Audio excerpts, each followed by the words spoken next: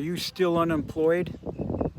I wouldn't be surprised if you are. I talked to my recruiter about the status of the label packaging industry and segments, and he says, Rock, 4 months ago we had maybe 100, 120 candidates. Today we got over 250.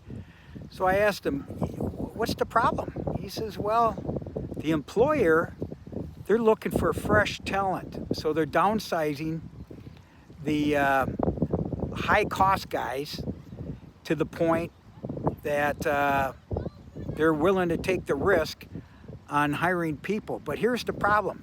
If you have an expectation of a high employment compensation, that's number one. That's a no-no. In fact, it's 30 to 50% less than what you're probably getting paid today. Okay, that's why some people are holding on. But eventually, you're going to be let go somehow, some way, especially if you're in sales. All right. Number two is the non-competes are still active.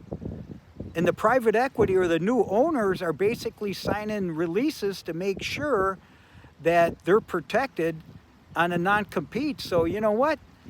It's not like, 6 months ago when you were talking about non-competes are going to be unenforceable. No, they're still enforceable. So there's a real risk to hire someone that's got a non-compete and fight for it. It's too risky for the potential employer. And then basically the reload. In the old days, they used to relocate you and move you out there and so on. People don't want to relocate anymore because, it's really a short-term effort now. I call it NFL, the not for long. You're lucky to be somewhere over the next 3 years. But here's the problem.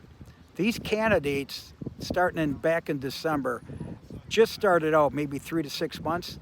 I'm looking at it like a 2-year survival period. It's going to take you at least 2 years. So you know what?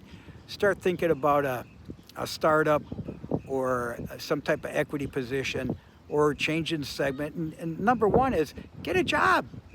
Get a gig, get something going. And don't forget, people are looking for salespeople. That's about it.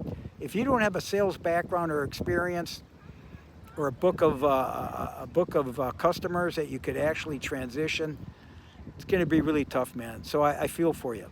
So I just thought I'd let you know that it's tough out there. Just a reminder, get out there and hustle.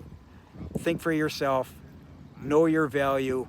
And the bottom line is always keep your promises and always bring joy.